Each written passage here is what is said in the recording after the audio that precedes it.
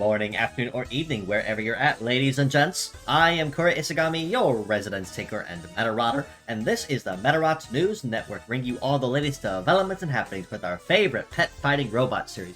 Also celebrating 200 episodes since the MNN's official founding back nearly 4 years ago, actually. I gotta sit back and think about that for a minute.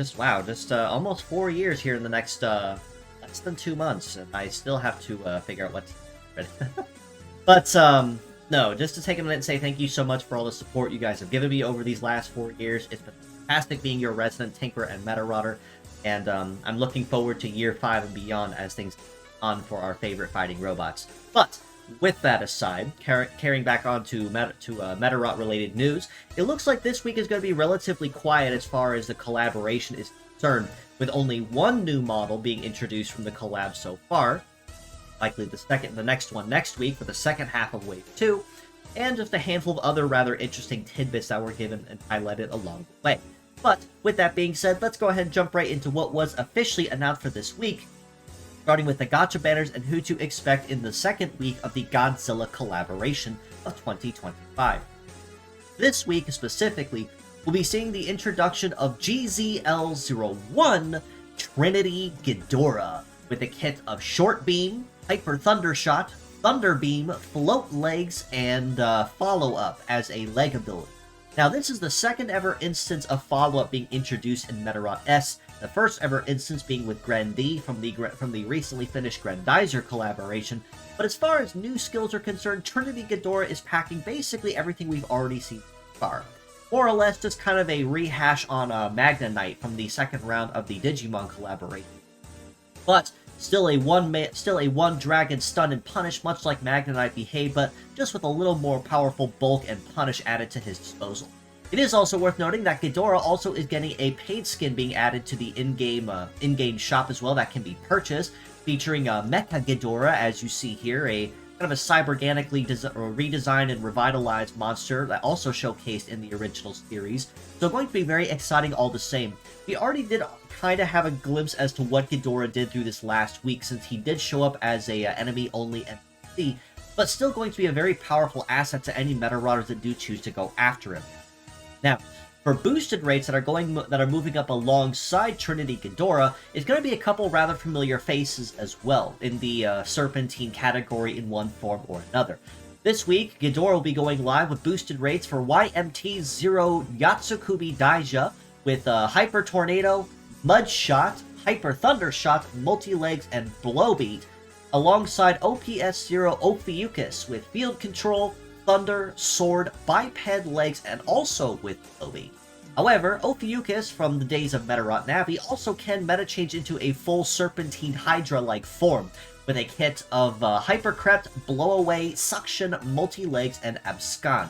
So it's going to be a rather unique kit as well, with a lot of very powerful ailment and crowd controllers that are going to be going live alongside Ghidorah.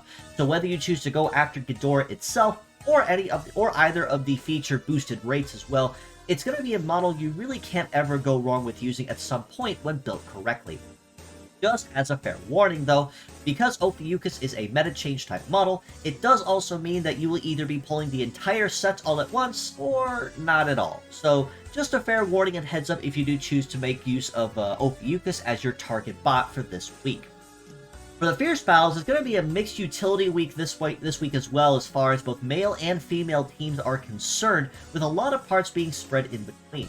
This week, we see a rerun of popular bots such as FSK-0 Jinban Fairy with Charge Plant, Double Claw, Flight Legs, and Snow Type. RAY-004 Arago Star with Triple Beam, Wield Legs, and Excel.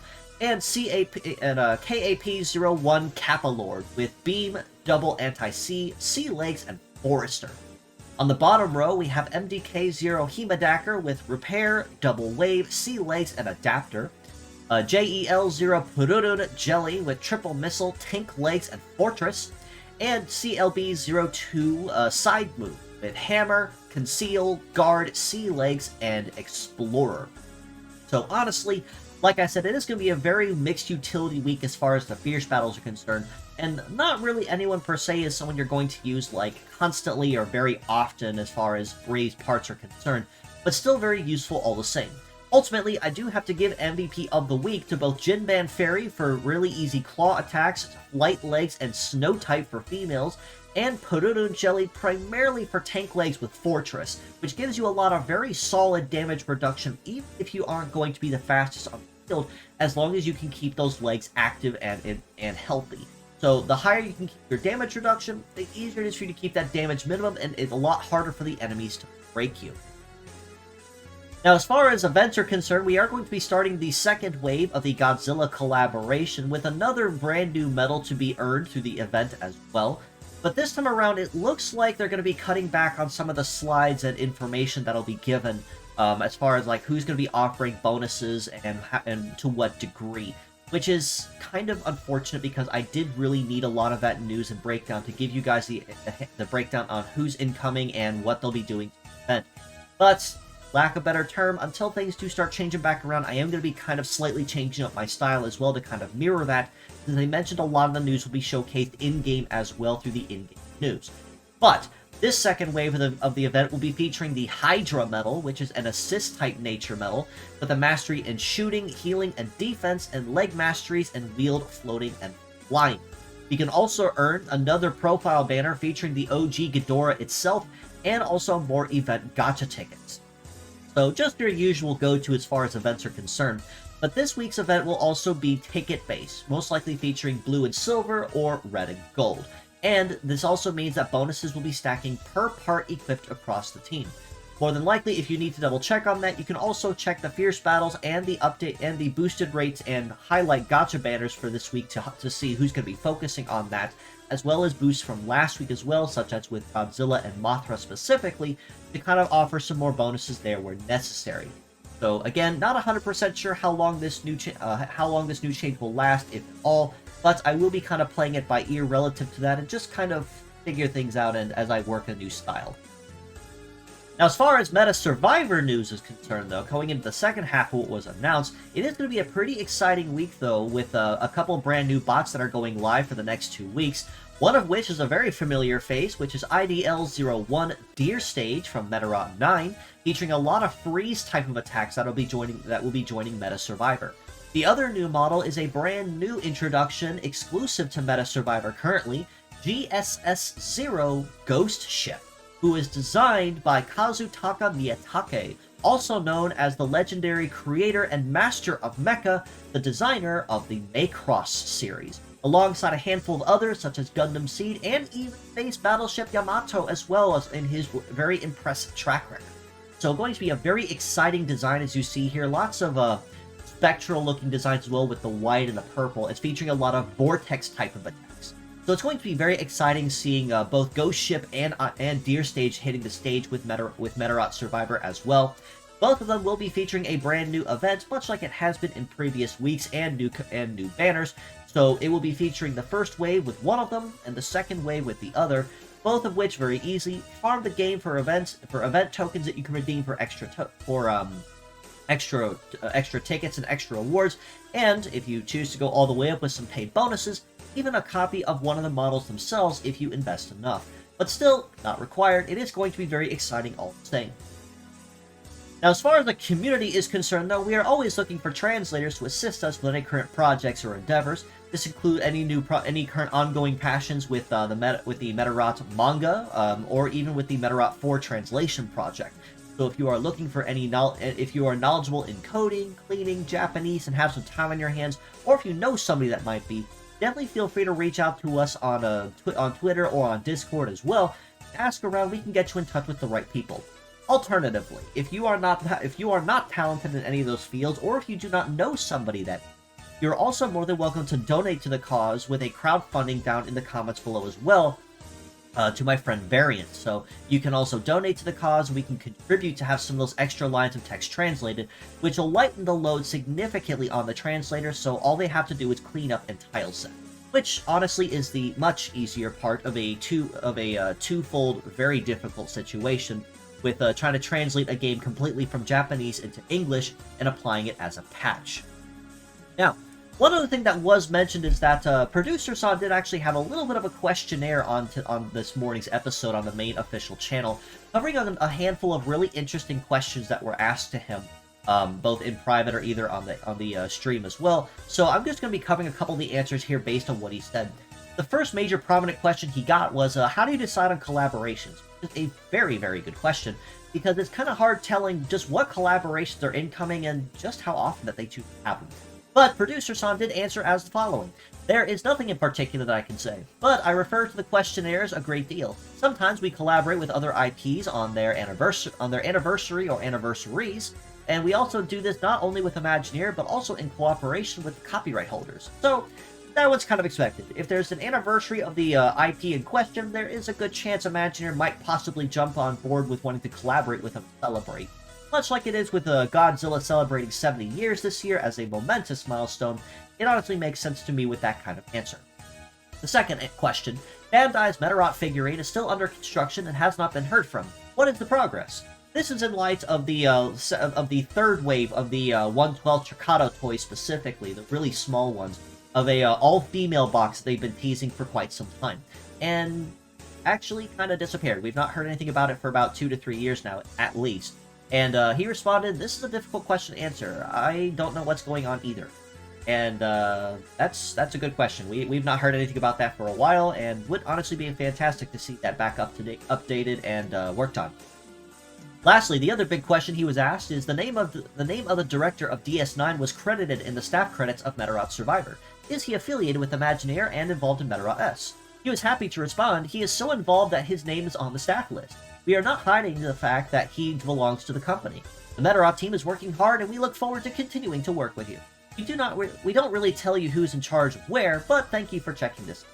And this honestly just ties back to the rather surprisingly small amount of staff that is working on the Medarot branch for Imagineer, which is only like 6 people. And honestly, the work and development that goes into that, alongside with the developers and publishers they work with, is just amazing. And it's always great to see the work that they put up with and reach out to coordinate all this.